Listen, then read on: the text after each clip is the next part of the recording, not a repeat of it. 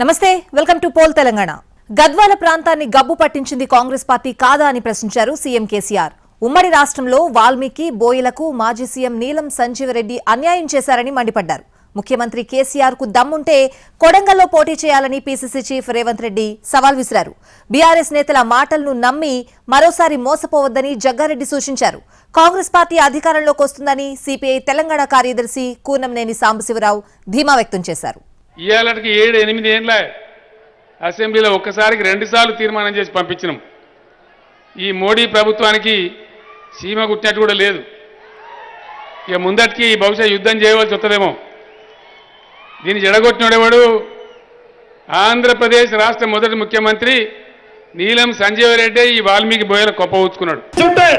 నేను సూటిగా సవాలు విసిరినా, కేసీఆర్ ఆడ కాదు ఈడ కాదు ఏమో కాదు, రా కొడంగల్లో తేల్చుకుందాము. దత్తత కాదు, ధైర్యం ఉంటే నువ్వేరా అంబేద్కర్ చౌరస్తాలో తేల్చుకుందామని నేను సవాలు విసిరిన. ధైర్యం ఉండే నువ్వు కొడంగల్లో పోటీ చేసేటోడు, కానీ ఇవేవి చేయలే నువ్వు, కాబట్టి ఇవాళ కొడంగల్కు నువ్వు రాలే. నాయకులు ఆనాడు ఇక్కడున్న నాయకులు మనకు నీళ్ళ గురించి కొట్లాడలే. రఘువీరారెడ్డి వస్తే ఆయనకు మంగళారతి పట్టి అనంతపురం దాకా తీసుకుపో మా కృష్ణ నీళ్ళు అని చెప్పి వాళ్ళకి మంగళారతులు పట్టింది. అది ఎవరో మీకు తెలుసు, నేను పేరు చెప్పదలుచుకోలే. వాళ్ళ చరిత్ర ఏందో మీకు తెలుసు. గవర్నమెంట్ వస్తుంది, కాంగ్రెస్ గవర్నమెంట్ తెలంగాణ ప్రజలు ఈసారి కూర్చుని పెట్టాలి, వీళ్ళకు అధికారం ఇవ్వాలని తెలంగాణ ప్రజలు డిసైడ్ అయ్యారు. మెల్లమెల్లగా బయటకు వస్తున్నారు. చాలా సీక్రెట్గా ఓటింగ్ జరుగుతుంది, చాలా సైలెన్స్గా ఓటింగ్ జరుగుతుంది. కానీ మొండిగా ఈసారి కేసీఆర్ సచ్చుడో తెలంగాణ వచ్చుడో ఏదో ఒకటి కావాలని చెప్పి మొండి పట్టుదలతో మనం పోతే మీరందరూ కూడా వెంట ఉండి ఉద్యమాన్ని నడిపితే 14 సంవత్సరాల పోరాటం తర్వాత చివరికి నేను ఆమరణ దీక్ష పడితే తట్టుకోలేక అప్పుడు దిగివచ్చి తెలంగాణ ప్రకటన చేసిన. ఈ రాష్ట్రంలో రైతులను పంచాలి, మహిళలను పంచాలి, సామాన్య ప్రజానికాన్ని పంచాలా, రాష్ట్ర సంపద పాలకులు చంద్రాధికారులను తెచ్చుకుంది, ప్రజల తెలంగాణ తెచ్చుకోవడం కోసం మీరంతా ప్రయత్నం చేయండి. కాంగ్రెస్ ప్రభుత్వం రాగానే సంపదంతా ప్రజలకి పంచుతాం. రైతు బంధు అవసరం లేదు, దుబారా ఎత్తండు కేసీఆర్ అని చెప్పి మాజీ పీసీసీ అధ్యక్షుల వారు మాట్లాడుతూ ఉన్నారు, ఉత్తమ్ కుమార్ రెడ్డి గారు. ఇప్పుడున్న పీసీసీ అధ్యక్షుల వారేమో కేసీఆర్ బేకారుగా ఫుజూలు చేస్తాడు, వేస్ట్ చేస్తాడు, రైతులకు 3 గంటలే కరెంటు చాలు, ఈయన మొత్తం దుబారా ఎత్తానని మాట్లాడుతాడు. కరెంటు 3 గంటలు చాలుతుందా, 24 గంటలు కావాలన్నా? ఎన్ని గంటలు కావాలి? में किसी विधानसभा क्षेत्र में जाइए, यही मालूम पड़ता है आपको, पूरा टीआरएस पार्टी के पक्ष में प्रेशर से डरा के ट्रांसफर करा तो बोल के उनके खुद लोगों को पोस्टिंग करा के पूरा पावर मिसयूज करके పొలిటిసైజ్ किया है, पूरा पुलिस सिस्टम को పొలిటిసైజ్ किया है. ఖచ్చితంగా అసెంబ్లీలో కమ్యూనిస్టుల వాణిని వినిపించేటువంటి ఒక అవకాశం మాత్రం మేము పొందగలుగుతాం అనేటువంటి విశ్వాసం మాకుంది. అందువలన ఈ స్నేహాన్ని ముందుకు తీసుకెళ్తామని చెప్పి తెలియజేస్తూ, ఈ స్నేహ బలం, ఈ స్నేహ ఫలితంతో ఖచ్చితంగా తెలంగాణలో కాంగ్రెస్ పార్టీ అధికారంలోకి వస్తుంది. దాని తదుపరి పరిణామాల్లో భాగంగా ఇండియా జయిస్తుంది. కారు ఎన్నో కంచుకోటల్ని కూల్చేసింది, కానీ ఇప్పటి వరకు ఆ సెగ్మెంట్లలోకి ఎంటర్ కాలేకపోయింది. 17 చోట్ల ఇంతవరకు బీఆర్ఎస్ బోనియే కొట్టలేదు. మజ్లిస్ స్థానాలను పక్కన పెడితే 12 చోట్ల గులాబీకి స్పేసే దొరకలేదు. సారు 100 అంటున్నారు, ఇంకా మాట్లాడితే 105 చెప్తున్నారు. కాంగ్రెస్ ఈసారి అధికారం పక్కా అంటుంది. సరే, ఎవరి లెక్కల వారివి, ఎవరి ధీమా వారిది, అది కాసే పక్కన పెడదాం. గులాబీ పార్టీ ప్రస్థానం మొదలు పెట్టినప్పటి నుంచి ఇంతవరకు చాలా కంచుకోటల్ని బద్దలు కొడుతూ వచ్చింది. అక్కడ సాధ్యం కాదు అన్నదాన్ని కూడా సుసాధ్యం చేసింది బీఆర్ఎస్. ఒక్కోసారి లిస్టులో లేనిది కూడా కౌంట్లోకి వచ్చింది. పాలిటిక్స్లో దాన్ని కొందరు వేవ్ అంటారు, కొందరు మేనియా, చరిష్మా అని పేర్లు పెడుతూ ఉంటారు. 2014లో 63 సీట్లతో బీఆర్ఎస్ అధికారంలోకి వస్తే 2018లో 88 స్థానాలతో రెండోసారి పవర్లోకి వచ్చింది. అయితే ఇందులో ఇంతవరకు 17 చోట్ల బీఆర్ఎస్ ఖాతాయే తెరవలేదు. అందులో మజ్లిస్ 7 స్థానాలు మినహాయిస్తే మిగతావి 10. అందులో ఉమ్మడి ఖమ్మంలో 7 సీట్లుంటే రంగారెడ్డిలో 2 స్థానాలు, గోషామహల్ 1, ఈ 10 స్థానాల్లో గులాబీ పార్టీకి ఒక్కసారి కూడా విజయం దక్కలేదు. 2 సార్లు అధికారంలో ఉన్నప్పటికీ రాష్ట్రంలోని ఆ నియోజకవర్గాలు మాత్రం ఇప్పటికీ కొరకరాని కొయ్యలుగానే ఉన్నాయి. ఆ సీట్లపై ఇప్పుడు సీరియస్ గా దృష్టి సారించిన బీఆర్ఎస్ ఇతర పార్టీలకు చెందిన సిట్టింగ్ ఎమ్మెల్యేలను చేర్చుకోవడం ద్వారా ఈసారైనా పాగా వేయాలని భావిస్తోంది. ఉమ్మడి ఖమ్మం జిల్లాలో 10 అసెంబ్లీ సెగ్మెంట్లుండగా బీఆర్ఎస్ కు పట్టు చిక్కడం లేదు. 2014లో కొత్తగూడెంలో మాత్రమే పార్టీ అభ్యర్థి జలగం వెంకట్రావు ఒక్కరే గెలుపొందారు. పాలేరుకు జరిగిన ఉప ఎన్నికలో టీఆర్ఎస్ తరపున తుమ్మల నాగేశ్వరరావు గెలవడంతో పార్టీ బలం 2కు చేరింది. ఆ తరువాత చేరికల ద్వారా బలపడే ప్రయత్నంలో భాగంగా కాంగ్రెస్, టీడీపీ ఎమ్మెల్యేలు బీఆర్ఎస్ గూటికి చేరుకున్న 2018లో జరిగిన ఎన్నికల్లోనూ ఒక్క ఖమ్మం అసెంబ్లీ సెగ్మెంట్లో మాత్రమే విజయం సాధ్యమైంది. పువ్వాడ అజయ్ తప్ప ఎవ్వరూ గెలవలేదు. చేరికల వ్యూహంతో మరోమారు కాంగ్రెస్, టీడీపీ ఎమ్మెల్యేలను పార్టీలోకి చేర్చుకుని లోటును పూడ్చుకునేందుకు కేసీఆర్ ప్రయత్నించారు.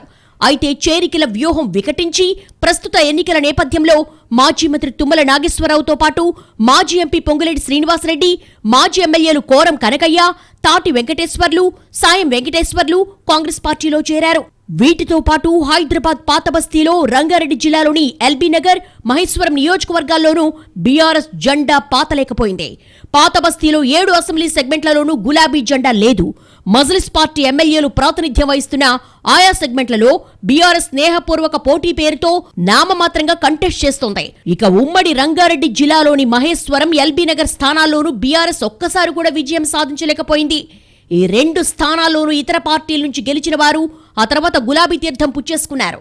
అలాగే గోషామహల్ నుంచి 2014, 2018 ఎన్నికల్లో బీఆర్ఎస్ ఓటమి పాలైంది. మొత్తం మీద తెలంగాణలో 17 స్థానాల్లో కారు ఇంతవరకు ఎంటరే కాలేదు. మరి ఈసారైనా ఈ 7 మినహాయిస్తే మిగతా 10లో ఎన్ని కొడుతుందో చూడాలి. గ్రేటర్ హైదరాబాద్ రాజకీయాల్లో ఊహించని మలుపులు చోటు చేసుకుంటున్నాయి. ఉన్న పార్టీలో సీటు దక్కిందా ఓకే, లేదంటే కండువా మార్చేస్తున్నారు. ఎన్నికల్లో పోటీ చేయడం లక్ష్యంగా వ్యూహాత్మకంగా అడుగులు వేస్తున్నారు. అన్ని పార్టీలకు ఈ వ్యవహారం తలనొప్పిగా మారింది. మరోవైపు పాత బస్తీలో జెండా పాతేందుకు కాంగ్రెస్ పార్టీ వ్యూహాలు రచిస్తోంది. పాత బస్తీ మజ్లిస్ కు కంచుకోట. ముస్లింలే ఆ పార్టీ ఓటు బ్యాంకు. అక్కడ ఏ పార్టీ పోటీ చేసినా గెలిచేది మాత్రం మజ్లిసే.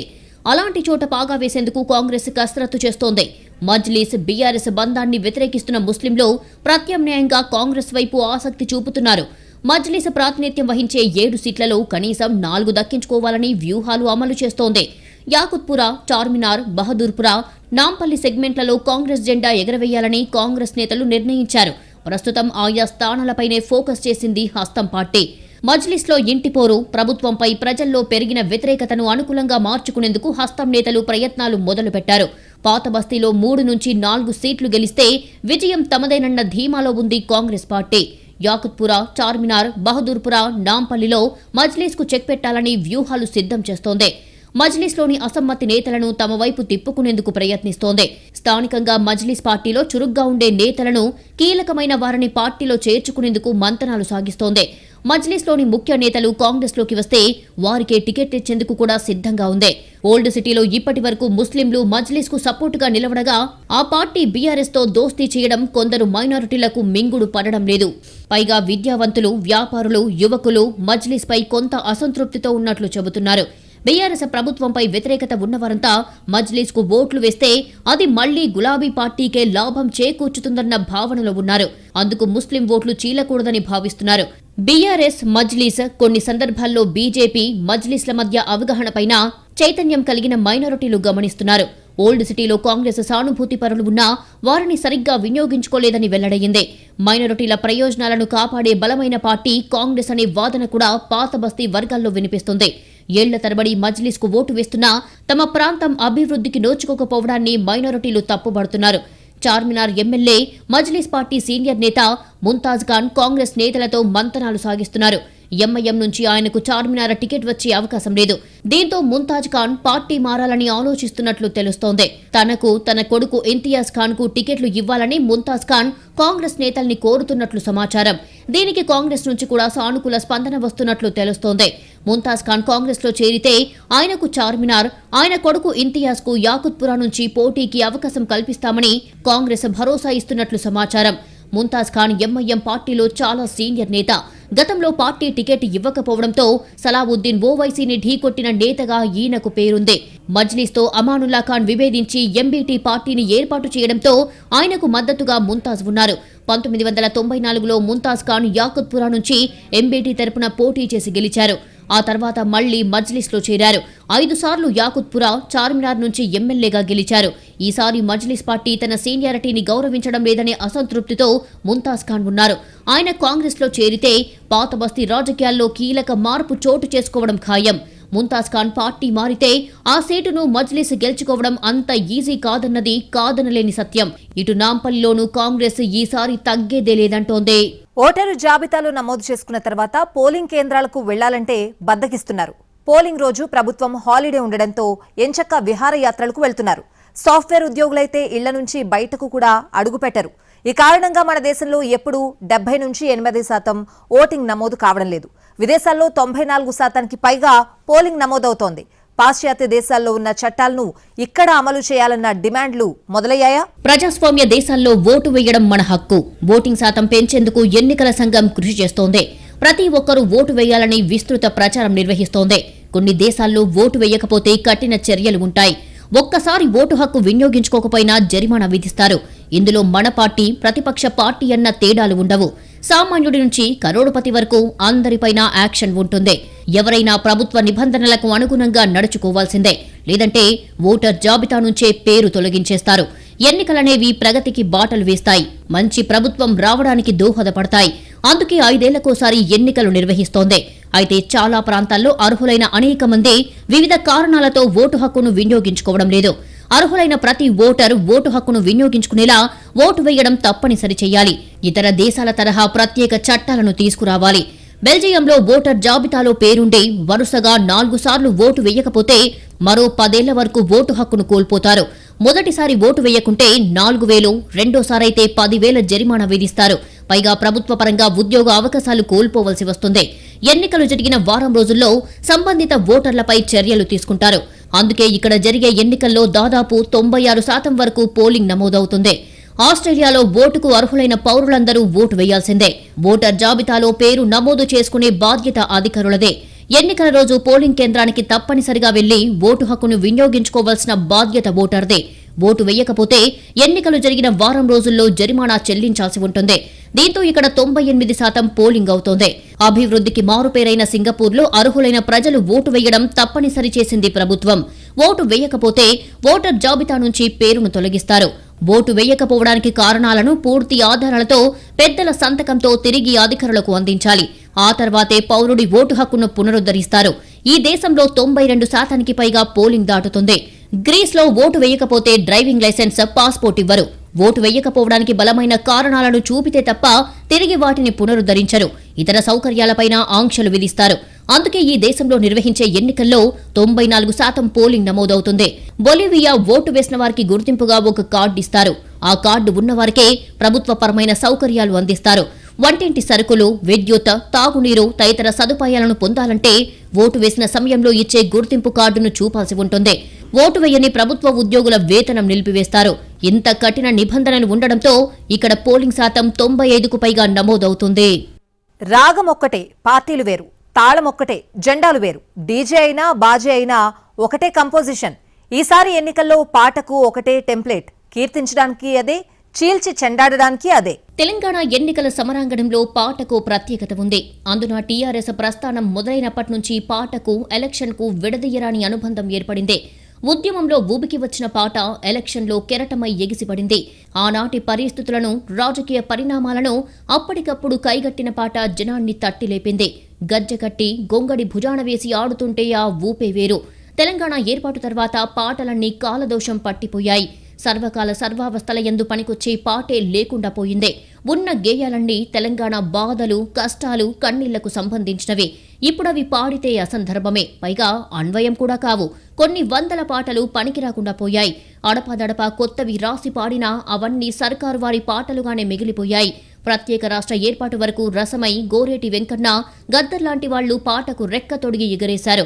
తెలంగాణ ప్రభుత్వం ఏర్పాటు తర్వాత సాయి చంద్ ఆస్థాన గాయకుడిగా 9 ఏళ్లు పార్టీని ఊగించాడు.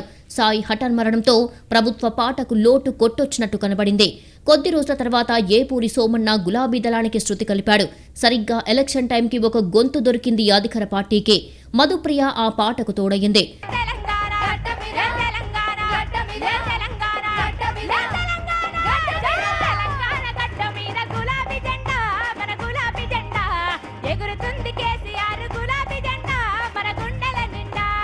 ప్రస్తుతానికి అధికార పార్టీ ప్రచారంలో ఎక్కడ చూసినా ఈ ఇద్దరే. గాయకులు కూడా పెద్దగా లేరు. ఈసారి 1 పాటలే 6 రాగంలో వీధుల్లో పల్లెల్లో మారుమోగుతున్నాయి. ఆ మాటకొస్తే సర్కారు వారి పాటేదో ప్రతిపక్షం సాంగ్ ఏదో అర్థం కావడం లేదు. జాగ్రత్తగా వింటేగాని తేడా తెలియడం లేదు. రాగమదే, తాళమదే, లిరిక్ మాత్రమే వేరు. ఏ పార్టీ ర్యాలీ చూసినా సభను తీసుకున్నా ఒకటే కంపోజిషన్. ఈసారి రామక్క గేయం హల్చల్ చేస్తోంది. నడువు నడువు నడువవే రామక్క పాటను పార్టీలు తమకు అనుకూలంగా మలుచుకుని రాసుకుంటున్నాయి. వైరల్ అవుతున్న సాంగ్ అదొక్కటే. అదే పాటను రివర్స్లో పాడి కౌంటర్ వేస్తోంది ప్రతిపక్షం. అంటే ఒకటే రాగంలో కీర్తించడం, తులనాడటమన్నమాట. తల పైకెత్తి జెండాలను చూస్తే గాని ఆ పాట ఏ పార్టీదో దాని అంతరార్థం ఏంటో అర్థం కాదు. పలుగురాళ్ల గుట్ట మీద అనే పాటను కూడా 1-2 పదాలు, లొకేషన్లో అభ్యర్థుల పేర్లు మార్చుకొని పాడుకుంటున్నారు. పాట నంబర్ ఏదైనా, దాని టెంపో ఏదైనా, అనుభూతి మాత్రం ఒక్కటే అన్నట్టుగా ఉంది. ఒక్కొక్క రాగానికి ఒక్కొక్క ఫీల్ లేదిక్కడ. నిర్దిష్టమైన శత్రువులు, నాదాలు, స్వరాలు, తాళాలు, తలుపులు లేవు. జెండాలంకరణ మీద పెట్టిన శ్రద్ధ స్వరాలంకరణ మీద పెట్టడం లేదు. పాట పాడితే ఉత్తేజం తేజోవలయమై అల్లుకోవాలి. పాట పాడితే ఉత్సాహం మేఘమై గర్జించాలి. ఎన్నికల్లో ఓటు అనే వజ్రాయుధానికి పాట సానపట్టేదిగా ఉండాలి. ప్రజలను ఆలోచింపజేసేలా ఉండాలి. ఇప్పుడు ఆ పరిస్థితి లేదు. పాట పల్లకిగా మారిందే.